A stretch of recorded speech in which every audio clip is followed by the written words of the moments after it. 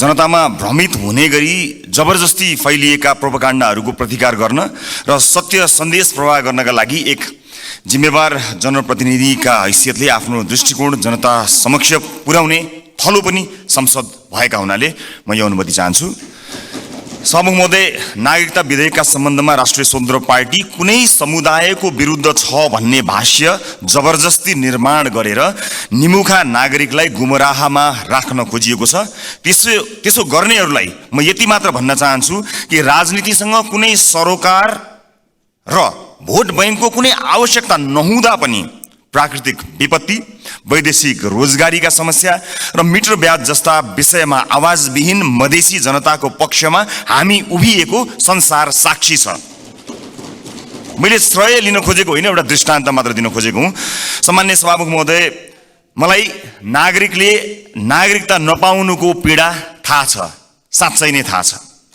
कुनै पनि नेपाली नागरिक नागरिकताबाट वञ्चित हुनु हुँदैन, त्यो उसको नैसर्गिक अधिकार हो। जन्मसिद्ध नेपाली नागरिकका सन्तान र एकल आमाहरूका सन्तानको नागरिकताको अधिकार मेरो र तपाईको जति नै सुनिश्चित छ हुनुपर्छ। सभामुख महोदय,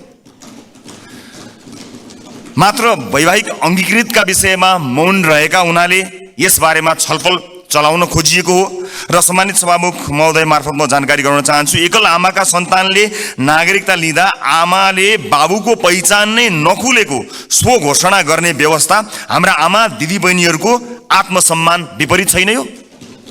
यस्ता प्रश्नहरूको विषयमा पनि सोचौँ भनेको हामीले। विधेयक संसदमा आएको भए हामी छलफल गर्थ्यौँ, स्वामित्व लिन्थ्यौँ, तर जसरी जुन बाटोबाट प्रमाणीकरण भयो जम्मा विपत्ति यतिमा हो सभामुख महोदय। र यदि सदनमा आएर छलफल हुने भएको भए त्यहाँ भएको विभेदका विषयमा पनि हामी कुराकानी गर्थ्यौँ। महिला र पुरुषलाई जुन विभेद गरिएको छ वैवाहिक अङ्गीकृतका विषयमा त्यसमा पनि हामी हाम्रो धारणा राख्थ्यौँ र दुधको दुध पानीको पानी थाहा हुन्थ्यो कि यो सदनमा आइसकेपछि को के कुराको पक्षमा छन् या विपक्षमा छन् भन्ने कुरा थाहा हुन्थ्यो। त्यसकारणले यो गलत बाटोबाट गएका हुनाले गलत मानिसको पुतला जलाइएको छ भन्ने कुरा म सम्मानित सदन मार्फत जानकारी गराउन चाहन्छु।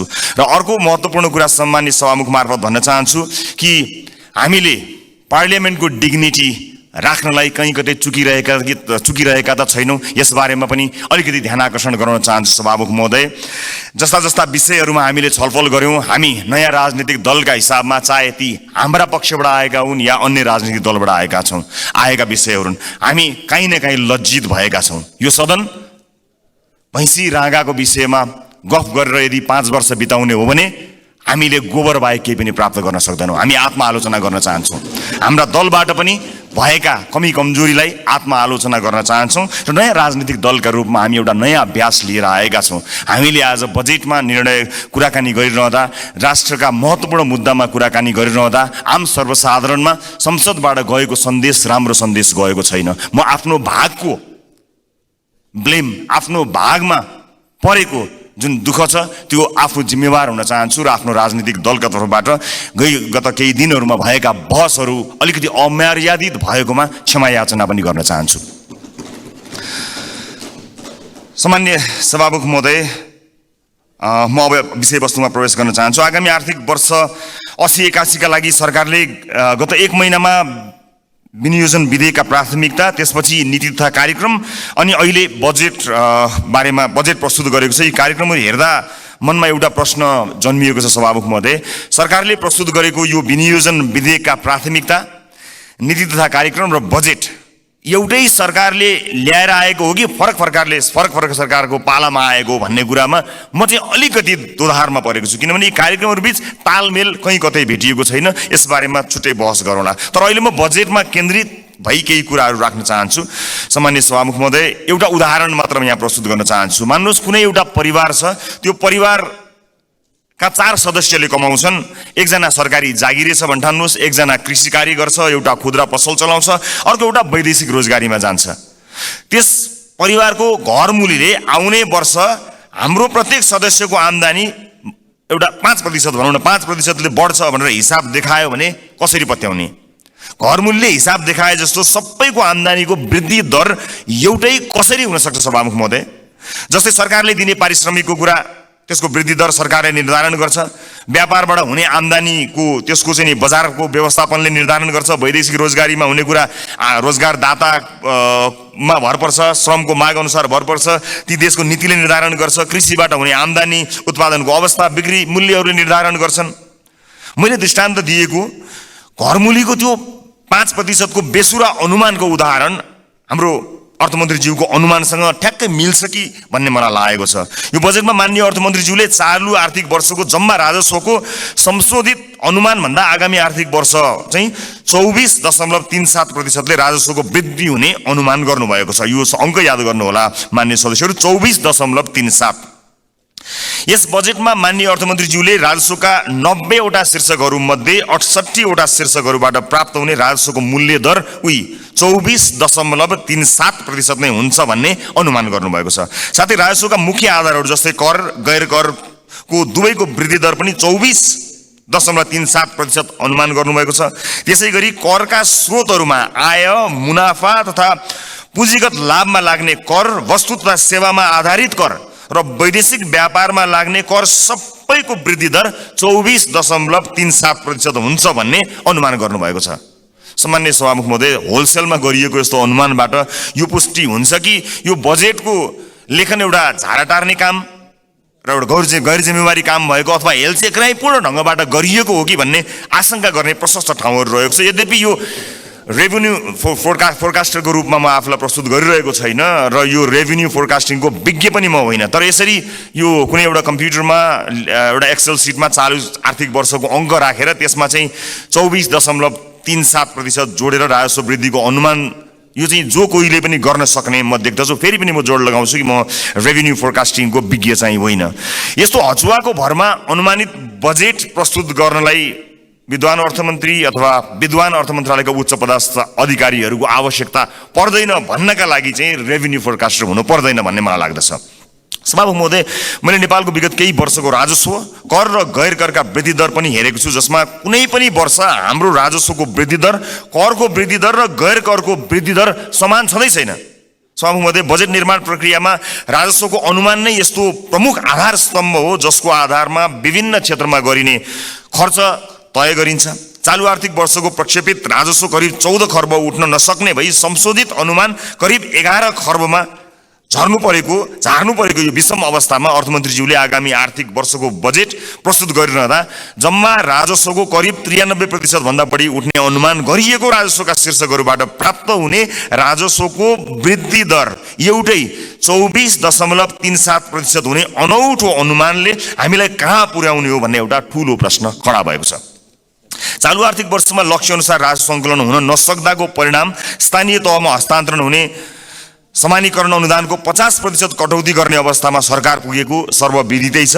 यस्तो हचुवाको भरमा प्रक्षेपण गरिएको राजस्वमा आधारित आगामी वर्षको बजेटले हामीलाई यो मुलुकलाई कहाँ पुर्याउने हो ठूलो प्रश्न खडा भएको छ। राष्ट्रको ढुकुटीमा सङ्कलन हुने अनुमान हचुवाको भरमा भएको बजेटमा आधारित खर्चका कार्यक्रमहरू कसरी विश्वासिला हुन सक्छन्?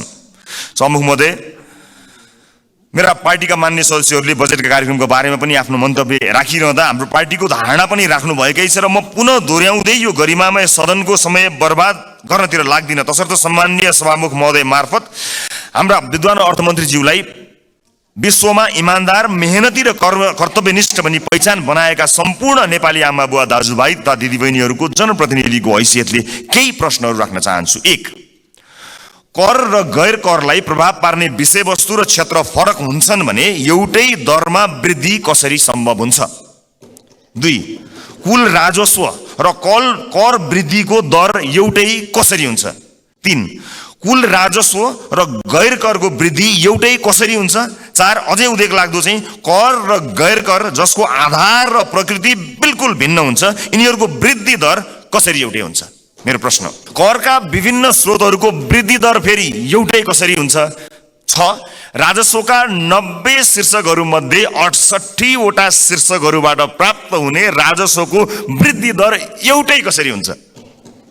यी प्रश्नहरू यी प्रश्नहरूले यस्तो हचुवाको भरमा प्रक्षेपित राजस्वको आधारमा खर्च गर्न बजेटमा प्रस्ताव गरिएका विभिन्न कार्यक्रमहरूको बारेमा छलफल र टीका टिप्पणी गर्नुको कुनै औचित्य छ कि छैन भन्ने कुरा खडा गरेको छ सभामुख महोदय। झोलामा कति पैसा आउँछ भन्ने हचुवाका भरमा गरिएको अनुमानबाट गरिने खर्चका बारेमा छलफल गरेर गरिब जनताबाट सङ्कलन गरिएको राजस्व दुरुपयोग गर्नु कति उपयुक्त हुन्छ, यो पनि एउटा प्रश्न भएको छ। सम्मानित सभामुख महोदय, अर्थमन्त्रीज्यूले भर्खरै उठाएका प्रश्नहरूका सम्बन्धमा नेपाली जनतालाई स्पष्ट पार्नु हुनेछ भन्ने मैले आशा लिएको छु। यदि यसको स्पष्ट र विश्वास लाग्दो आधार नेपाली जनता सामु आएन भने सत्ता पक्षका माननीय सांसदहरूले यो बजेटलाई कुन नैतिकताले पास गर्नुहुन्छ होला, मैले गम्भीर प्रश्न खडा गरेको छु। सम्मानित सभामुख महोदय, राष्ट्रिय स्वतन्त्र पार्टी यो सदनमा उपस्थित भइसकेको छ। विगतमा जे भए पनि अब त्यसरी नचलोस्। माननीय अर्थमन्त्रीज्यूले मैले उठाएका प्रश्नहरूको विश्वासिलो आधारसहितको भरपर्दो जवाब दिनु सक्नु भएन भने मलाई आशा छ उहाँ राजस्व अनुमानमा संशोधित प्रस्ताव लिएर आउनुहुनेछ। हामी सृजनात्मक र रचनात्मक प्रतिपक्षको भूमिका निर्वाह गर्दै उहाँको संशोधित बजेटलाई पारित गराउन फेरि अग्रणी भूमिका निर्वाह गर्नेछौँ। सभामुख महोदय, सचेत नेपाली जनताहरूले हेरिरहेका छन्।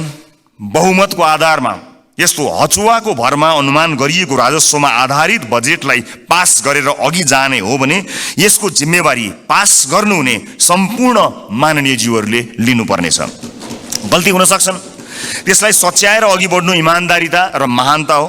भएको गल्तीलाई सच्याउन सत्तापक्ष र प्रतिपक्ष नभई हामी कुनै अर्को पक्ष भइराख्नु पर्ने छैन, एकै ठाउँमा उभिन सकिन्छ। यो राष्ट्रले जित्ने कुरा भएको हुनाले परम्पराको नाममा बहुमतले पेलेर जाने मनस्थिति बनाइयो भने त्यसको परिणाम अवश्य पनि यो देशले भोग्नुपर्ने छ, सत्ता पक्ष या विपक्षले भोग्नुपर्ने छैन। त्यसैले मान्य सदस्यहरूले तथ्यमा आधारित भएर आफ्ना विवेक प्रयोग गर्नुहुनेछ भन्ने कुरामा मैले आशा राखेको छु र एउटा आशंका उब्जिएको छ। म सभामुख मार्फत मान्य अर्थमन्त्रीज्यूलाई सोध्न चाहन्छु, स्पष्ट पारिदिनु होला कि यसपटकको विकास बजेट डडेलधुरामा कति पार्नु भएको छ, नुवाकोटमा कति पार्नु भएको छ, गोर्खामा कति पार्नु भएको छ?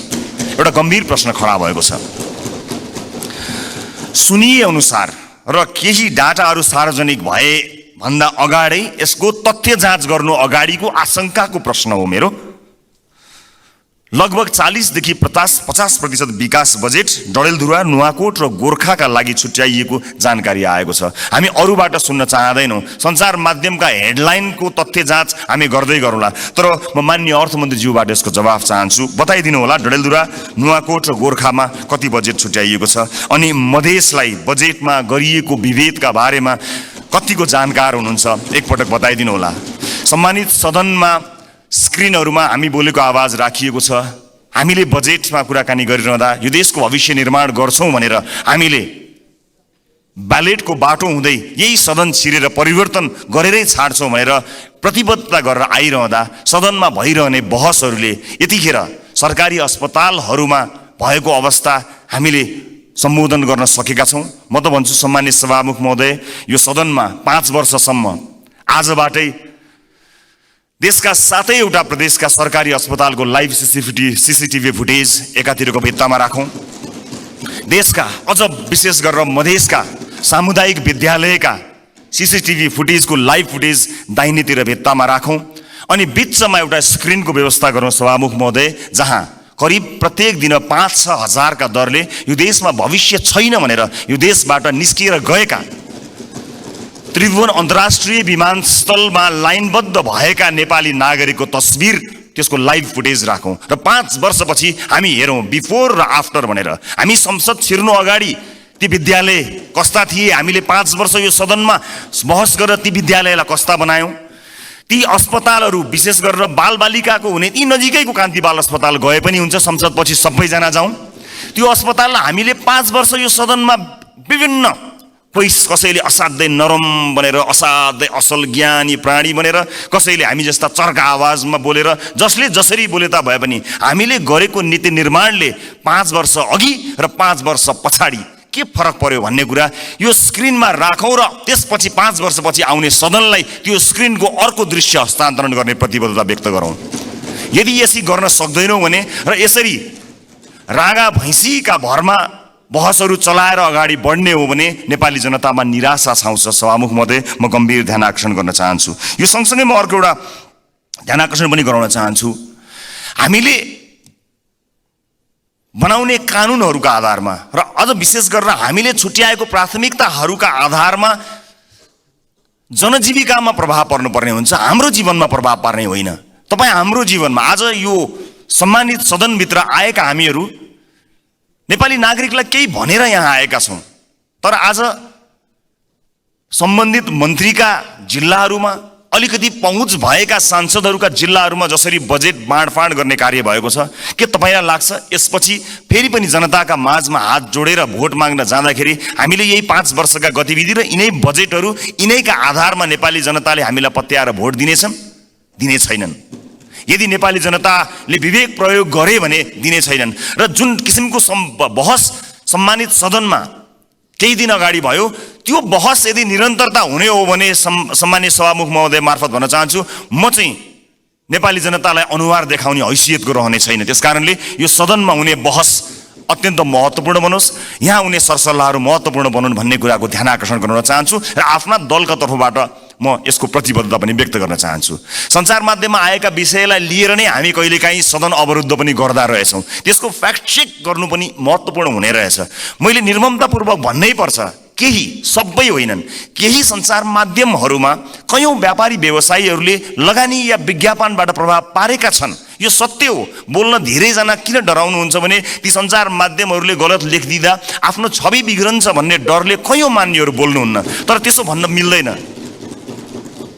त्यसैमा आएको समाचारले संसदमा हङ्गामा मचाइरहँदाखेरि त्यो जसले समाचारलाई प्रभावित पार्न खोज्यो कुनै व्यापारी, उसले कति रमाइलो मान्दो हो। यो सदन कुनै एउटा हेडलाइनमा उचालिने ठाउँ होइन, त्यसको वास्तविकता जाँच गर्नुपर्छ, त्यसलाई परख्नुपर्छ, अनि त्यसपछि आवश्यक भए मात्र सदन घेरिनुपर्छ, सदनमा हो हल्ला गर्नुपर्छ। यो मैले आफैलाई बढी प्राथमिकता दिएर भनेको, मैले कुनै दललाई भनेको होइन। हाम्रो दल पनि यसमा सहभागी छ। त्यसकारणले हामी केही नयाँ गरौँ भनेर आएका दलहरू हामी पुरानै शैलीमा गयौँ र हामी पनि त्यही रोगमा लाग्यौँ भने मैले अघि भने जस्तै हामीले प्राप्त गर्ने भनेको यी गाई र भैँसीका अथवा भैँसी र रागोका कुराकानी गऱ्यौँ भने अन्त्यमा हामीले प्राप्त गर्ने भनेको त्यो गोबर बाहेक केही पनि होइन। मैले सम्मानित सदनलाई यो कुरा जानकारी गराउनै पर्नेछ। सम्मानित सभामुख महोदय, यस सदनमा हामीले नेपाली जनताका लागि नीतिहरू बनाइरहँदा र विशेष गरेर बजेटमा प्राथमिकताहरू छुट्याइरहँदा हामीले छुट्याएको प्राथमिकताले आम नागरिकको जीवनलाई छुन सकेनछ भने, आम नागरिकको दैनिकीलाई प्रभाव पार्न सकेन भने हाम्रो लागि त्यो दुर्भाग्यको विषय हुन्छ। सरकारले विदेशमा रहेका नागरिकका लागि पनि अब भोटिङ राइट्स दिने, विदेशमा रहेका नेपाली नागरिकले पनि भोट हाल्न पाउने अधिकारको सुनिश्चितता गर्ने भनेर भन्यो, तर कहाँ छुट्याउनु भयो अर्थमन्त्रीज्यू बजेट? त्यसका लागि लगत सङ्कलन गर्न जानु पर्ला, निर्वाचन आयोग विदेशमा रहेका नेपालीहरूको बारेमा जानकारी लिन जानुपर्छ, त्यसका लागि कहाँ कतै मैले बजेटमा कतै मैले देखिनँ कि, मलाई क्षमा गर्नुहोला, तर त्यसलाई तपाईँले भन्नलाई त भनिदिनु भयो होला, तर प्राथमिकतामा राख्नु भएन।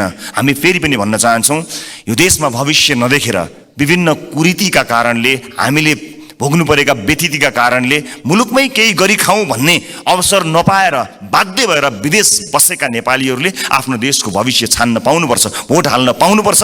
त्यसलाई प्राथमिकताका साथ राखियोस्। म माननीय अर्थमन्त्रीज्यूलाई विदेशमा रहेका नेपालीहरूले मतदान गर्न पाउने अधिकारको सुनिश्चितताका लागि कति बजेट छुट्याउनु भएको छ, के व्यवस्था गर्नु भएको छ, म त्यसको लागि पनि जवाफ चाहन्छु। र जिल्ला निर्वाचन कार्यालयहरू खारेज गर्ने जस्तो निर्णय, गलत निर्णय सच्याइयोस् भन्ने कुरा पनि म भन्न चाहन्छु। किनभने संवैधानिक निकायहरूलाई हामीले त्यसका काम कारबाहीहरूलाई यदि ध्यान दिएनौँ, तिनको स्वच्छतामा हामीले प्रश्न खडा गऱ्यौँ र त्यसलाई सरकारका मार्फत या कुनै मन्त्रालयका मार्फत ल्याएर राखिदियौँ भने त्यो साँच्चै नै दुर्भाग्यपूर्ण हुनेछ। त्यसकारणले यसलाई पनि पुनर्विचार गरियोस्। खर्च कटौतीका नाममा हरेक विषयलाई त्यसको गम्भीरता, त्यसको महत्त्व नबुझिकन गरियो भने त्यो साँच्चै नै दुःखद हुनेछ।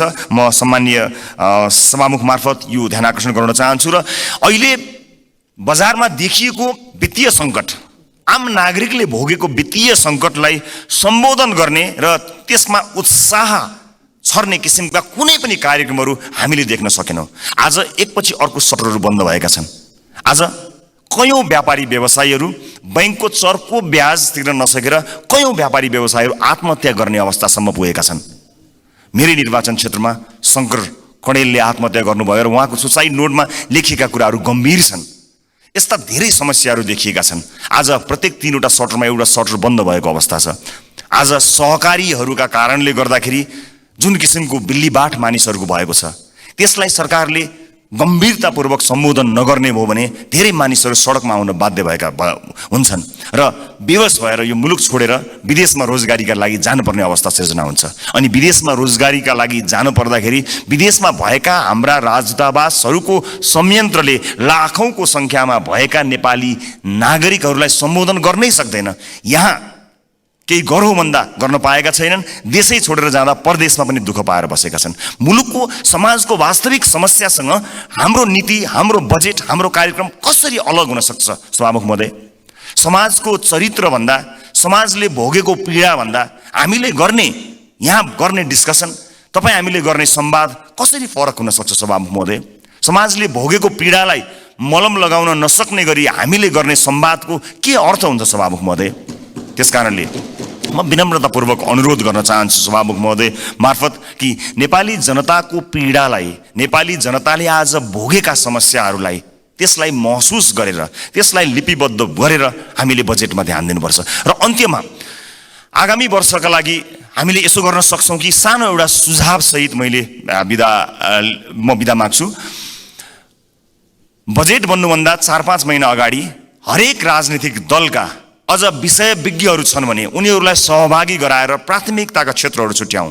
कुनै पनि राजनीतिक दलले भोट माग्दाखेरि शिक्षा गुणस्तरीय र स्वास्थ्य आम नागरिकको पहुँचमा भनेर हामीले भोट मागेका हौँ नि। हाम्रो घोषणापत्रमा, हाम्रा वाचापत्रमा बाकाइदा लेखिएको छ नि। नेपालको संविधानले पनि त्यो अधिकारलाई सुरक्षित गरेको छ नि। भनेपछि के सत्ता पक्ष के विपक्ष कसैको विमति होला र? हामीले कस्तो शिक्षा नीति बनाउने? आउनुहोस् सबै राजनीतिक दलका साथीहरू एक ठाउँमा उभियौँ र एउटा साझा शिक्षा नीति सरकारलाई हामीले रेकमेन्ड गरौँ। किनकि तपाईँले भोट माग्दा पनि नेपाली जनतालाई राम्रो शिक्षा दिन्छु भन्नुभएको हो, मैले भोट माग्दा पनि नेपाली जनतालाई राम्रो शिक्षा दिन्छु भनेको हुँ। अनि यहाँ राजनीति कसरी भयो? तपाईँको जिल्लाका बाटोहरूमा भोट हालेपछि अब तपाईँ यहाँ कुनै नेताको जिल्ला अथवा गाउँ ठाउँमा बाटो पुर्याएर भोट माग्ने दिनको त अब अन्त्य गर्नुपर्छ। हजुर सिङ्गो देशलाई हेर्नुपर्छ। अब त त्यसरी चल्दैन बाँडेर। यो नागरिकको स्वास्थ्यका लागि आवश्यक पर्ने हेल्थ केयर बिल कस्तो हुनुपर्छ? सबै राजनीतिक दलका 101 छानेर एक ठाउँमा बसौँ बजेट बन्नुभन्दा करिब 4-5 महिना अगाडि र हामी साझा अवधारणा बनाऊ र त्यसमा एउटा कमन कमिटमेन्ट गरौँ। त्यसलाई सरकारको शिक्षा नीति बनाऊ। कोही विपक्षमा हुने छैनन् किनकि सबैको अपनत्व हुनेछ। त्यसै गरी स्वास्थ्यका विषयमा कुराकानी गरौँ, अफोर्डेबल हेल्थ केयरका बारेमा हामी कुराकानी गरौँ र सबै दलका माननीयहरू अझ विषय विज्ञहरूलाई राखेर र आवश्यक परे नागरिक समाजबाट पनि विषयमा विज्ञता हासिल गरेका मानिसहरूलाई ल्याएर यो देशको स्वास्थ्य नीति कस्तो हुन्छ भन्ने कुरामा बहस गरौँ। 5 महिना अगाडि बहस गरौँ र त्यस बहसबाट निस्किएको निष्कर्ष, चाहे त्यो मुखमा त्यो निष्कर्ष निस्किएको भोलिपल्ट सरकार ढलोस्, जसुकैको सरकार बनोस्, सत्ता पक्ष प्रतिपक्ष बनोस्, प्रतिपक्ष सत्ता पक्ष बनोस्, तर त्यो नीति फेल हुनु भएन। यदि नेपाली जनतालाई हामीले हृदयमा राखेका हौँ, साँच्चै नै यो देशको मुहार फेर्नका लागि यहाँ आएका हौँ भने यो काम गरौँ। होइन आफ्नो र आफ्नाका मुहार फेर्न आएको हो भने यसै गरी चलाउँ, 5 वर्ष बिताउँ, तर हामी चाहिँ अनुहार देखाउन लायकका हुने छैनौँ। देशको मुहार जस्ताको तस्तै, तर राजनीतिज्ञको मुहार कति धेरै चम्किलो भएको छ हेर्नुहोस् त। किनकि हामीले जनताका मुद्दालाई चुनावका बेलामा मात्र सम्झ्यौँ, चुनाव पछाडि बिर्स्यौँ। म सम्पूर्ण माननीय सदस्यहरूलाई सत्तापक्ष प्रतिपक्ष जहाँ रहनु भएको छ म सबैलाई विनम्रतापूर्वक अनुरोध गर्न चाहन्छु। नागरिकता विधेयकमा पनि हामीले भन्न खोजेको त्यही हो। ओनरसिप यहाँ छलफल हुन पाएको भए सम्भवतः त्यसमा भएका बुँदाहरूमा अथवा छुटेका विषयहरूमा छलफल गर्न सकिन्थ्यो। यहाँ भएका कुनै पनि दलका मान्य सदस्यहरूले नेपाली नागरिकले नागरिकताबाट वञ्चित हुनु परोस् भन्ने कुरामा मत हाल्नै सक्नुहुन्न। कसले सक्नुहुन्छ र? विमति कसैको पनि हुने छैनन्। तर सबैले अपनत्व महसुस गरी सही ढङ्ग र सही बाटोमा आएको भए अहिले सम्भवतः सम्मानित अदालतमा गएर त्यो अड्किने थिएन। अनि त्यसको दोष केही दलहरूले लिनु परेको छ, वास्तवमा होइन। नेपाली नागरिकले नागरिकता प्राप्त गर्नुपर्छ भन्ने कुराको विरोधमा, त्यसको विपक्षमा कोही पनि नेपाली हुनै सक्दैन। तर त्यसभित्रको अन्तर्वस्तुमा पछिसम्मलाई सोचेर संवेदनशील विषयहरूमा यो सदन जहाँ नयाँ माननीयहरू र नयाँ राजनीतिक दलका रूपमा हामी पनि आएका छौँ, हामी पनि यसमा सहभागी हुन चाहन्छौँ अनि हामी पनि यो छलफलमा सहभागी हुन चाहन्छौँ, अन्तर्वस्तुमा कुराकानी गर्न चाहन्छौँ र त्यो विधेयकले छुटाएका तर महत्त्वपूर्ण विषयमा हामी योगदान दिन चाहन्छौँ र इतिहासलाई त्यो दस्तावेजमा हामी पनि सही साक्षी हौँ भनेर भन्न चाहन्छौँ। हामी पक्षमा छौँ। हामी जन्मसिद्ध नेपाली नागरिकहरूले नागरिकता पाउनुपर्छ भन्ने कुराको पक्षमा छौँ। हामी सम्पूर्ण योग्य नेपाली नागरिकहरूले नागरिकता पाउनुपर्छ भन्ने कुराको पक्षमा छौँ। हामी त्यो बहसमा सहभागी हुन चाहन्छौँ र पछिसम्म यो मुलुकलाई हित हुने विषयमा सहभागी मात्र हुन चाहन्छौँ। सम्मानित सदनमा आज मैले यति कुराहरू राखेँ। मलाई विश्वास छ हामीले गरेका बहसहरू केवल बहसका लागि होइनन्। हामीले भनेका यी शब्दहरू, हामीले प्रकट गरेका हाम्रा धारणाहरू केवल यतिकै एउटा धारणा राख्नलाई गरिएका विषयवस्तु होइनन्।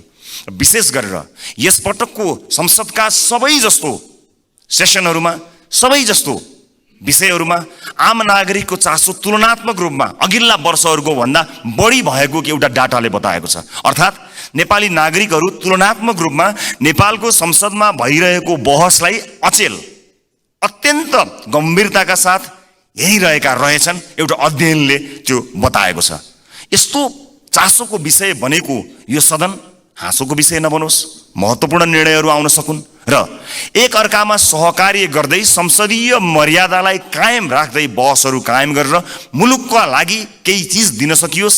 र यो 5 वर्षमा जसरी भनिन्छ नि, हामी हाम्रो जीवनको 5 वर्षलाई पल्टाएर हेऱ्यौँ भने 5 वर्ष अगाडि हामी कहाँ थियौँ र 5 वर्ष पछाडि हामी कहाँ छौँ भन्ने कुरा हामी सजिलै हेर्न सक्छौँ। व्यक्तिको जीवनमा 5 वर्षको धेरै ठुलो महत्त्व हुन्छ। देशको जीवनमा पनि त्यो 5 वर्षको अझ धेरै महत्त्व हुन्छ। त्यसकारणले हामी यो सदनको जब अन्तिम दिनमा यहाँ बोल्नेछौँ, अघि मैले भने जस्तै हामीले विशेष गरेर देशको टड्कारो समस्यामा रहेका नागरिकको स्वास्थ्यमा यो 5 वर्ष सदनभित्र आएर हामीले के गर्यौँ त्यो भन्न पाइयोस्। त्यसपछि निर्वाचित हुने मान्यज्यूहरूलाई बुझाउन पाइयोस् हामीले यो देशका लागि यति गर्न सक्यौँ, बाँकी तपाईँको जिम्मा भन्न सकियोस्। अघिल्लो सदनले हामीलाई के बुझायो? आज अघिल्लो सदनले बुझाएका कयौँ भ्रष्टाचारका काण्डहरू काँधमा बोकेर हामी हिँड्नु परेको छ। त्यसको निराकरण गर्नु पर्दाखेरि यहाँ एउटा दलको नाम आयो भने अर्को दलले विभिन्न बहानामा बार्गेनिङ गरेर त्यसलाई विषयान्तर गर्न खोज्ने हो कि भन्ने आशंका पैदा भएको छ।